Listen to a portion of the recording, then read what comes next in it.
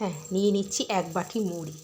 এই মুড়ি দিয়েই কিন্তু আজকে একটা তোমাদের হেলদি ড্রিঙ্ক দেখাবো এবং মনটা ঠান্ডা করার মতো ড্রিঙ্ক,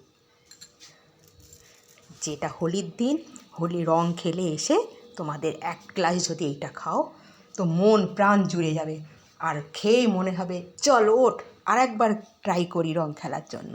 এতটাই এনার্জি আসবে এই এনার্জিটা, আর পেটটা সাথে সাথে ভরে যাবে। এতটাই স্বাদ, এতটাই লোভনীয়। তো দেখো আমি এটা কিভাবে বানাচ্ছি। তোমরা যদি এইভাবে পদ্ধতিতে একবার বানাও তো ভালো লাগবেই, আর যাকে খাওয়াবে বাড়ি তারই পছন্দ হবে। এটা বানানোর জন্য প্রথমে কিশমিশ আর কাজু একটু জল দিয়ে ভেজাতে দিলাম। এই সাথে যতটুকুনি সময় থাকবে ততটুকুনি, যেটুকুনি ভেজে সেই আর কি, ব্যাস। আর তো মুড়ি তো নিয়েইছি, সেটা সাইডে রেখে দেব। এখানে আমি দেখো সাদা মুড়ি নিয়েছি, তোমরা চাইলেও একটু লালচে মুড়ি নিতে পারো, ঘরে যার যেমন মুড়ি আছে। আর এখানে নিয়েছি চানা, এটা ভাজা চানা, এতে খোসা আছে, খোসাটা একটু ছাড়িয়ে নিতে হবে। তোমাদের যদি খোসা ছাড়া ভাজা চানা থাকে তাহলে তো হয়েই গেল, আর খোসা ছাড়াতে লাগবে না। আমি এখানে একটু হাত দিয়ে খোসাটা ছাড়িয়ে নিচ্ছি, কেন খোসা সন্ত তো আর করবো না। এইভাবে এই মুড়ি আর এই চানাটা দিয়ে এত সুন্দর একটা ড্রিঙ্ক তৈরি হবে যেটা ভাবতেই পারছো না। আর এই রঙের দিনে তো এর জুলি মেরা ভার। ব্যাস দেখো সব কিন্তু আমি খোসা ছাড়িয়ে নিয়েছি। এখানে খুব বেশি কিন্তু উপকরণের প্রয়োজন নেই।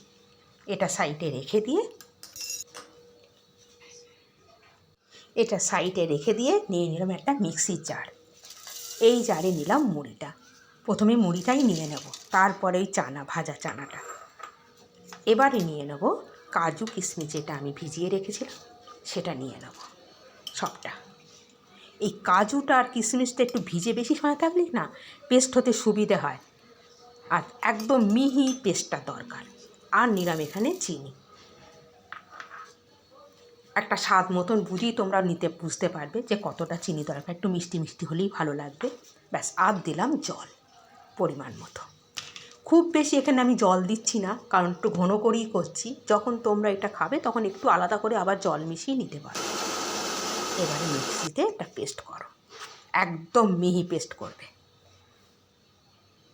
দেখো আমি যেরকম করেছি, ব্যাস রেডি। এই যে জিনিসটা তৈরি হলো না, তৈরি করে নিজে খাও আর অপরকে খাওয়াও, খাইয়েও তুমি শান্তি পাবে আর নিজে খেয়ে তো তৃপ্তি পাবেই।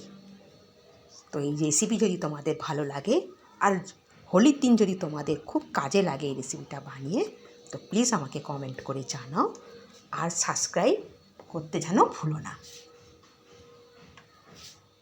এই রঙের উৎসবের দিন তোমাদের সকলের ভালো কাটুক এবং সুস্থ কাটুক, আর একটু সাবধানে রং খেলো তোমরা সবাই। আমার তরফ থেকে এটাই আমি সবাইকে জানাবো। টাটা।